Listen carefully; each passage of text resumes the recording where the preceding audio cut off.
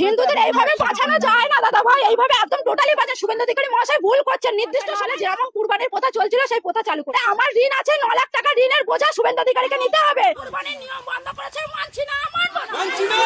রাজ্য সরকার কুরবানির নিয়ম বন্ধ করেছে, মানছি না, মানব না। মানছি না, মানব না। নাহলে আমার স্বামী সুইসাইড করবে বলছে, সন্তান অনাথ হবে, কিভাবে চালাবো? আমি তো মেয়ে মানুষ, আমার কি বাইরে যাওয়ার ক্ষমতা আছে? আমি কি ইনকাম করবো?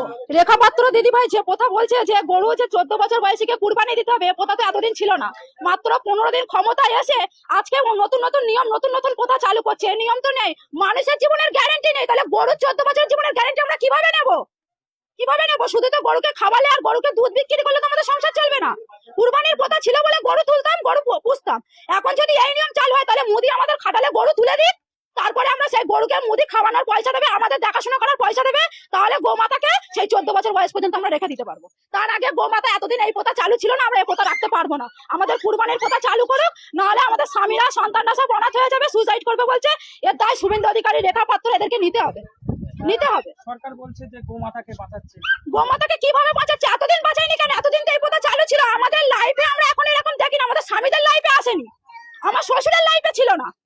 তাহলে এখন এই প্রথা কিভাবে চালু করেছে সরকার? আমাদের নির্দিষ্ট সময় দেওয়া হোক, মানবো। সরকারে এসছে, আইন মেনে নেবো, কিন্তু নির্দিষ্ট সময় না দিলে আমরা মানতে পারবো না।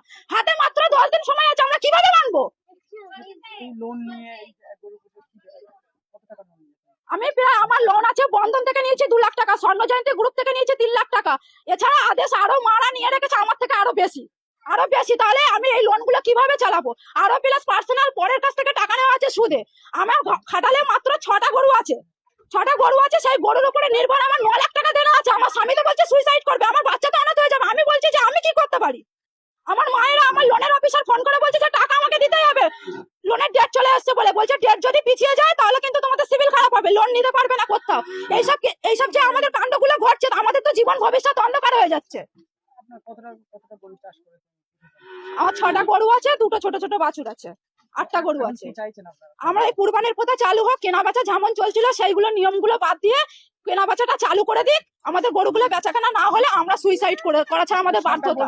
হিন্দুদের বাঁচাচ্ছি, হিন্দুদের এইভাবে বাঁচানো যায় না দাদা ভাই, এইভাবে একদম টোটালি বাঁচা। শুভেন্দু অধিকারী মহাশয় ভুল করছেন। নির্দিষ্ট সময় দেওয়া হোক মানুষকে, নির্দিষ্ট সময়। 15 দিন ক্ষমতায় এসে এখন এগুলো হয় না, এগুলো হয় না, এগুলো আমরা মানতে পারছি না। তাহলে আমাদের স্বামী, আমার সন্তানের, আমাদের সংসারের দায়িত্ব নিয়ে যে লোনের, তারপরে আমার সংসারের যাবতীয় দেনাপত্র দায়িত্ব নিয়ে নিক শুভেন্দু অধিকারী মহাশয়। নাহলে যেমন কুরবানির প্রথা চলছিল সেই প্রথা চালু করে দিক। নাহলে আমার ঋণ আছে 9 লাখ টাকা, ঋণের বোঝা শুভেন্দু অধিকারীকে নিতে হবে। নাহলে আমার স্বামী সুইসাইড করবে বলছে, আমার সন্তান অনাথ হবে, আমি কিভাবে চালাবো? আমি তো মেয়ে মানুষ, আমার কি বাইরে যাওয়ার ক্ষমতা আছে? আমি কি ইনকাম করবো? দিদি আপনার নাম এবং মৌসুমী ঘোষ, আমার বাড়ি বামুনিয়া।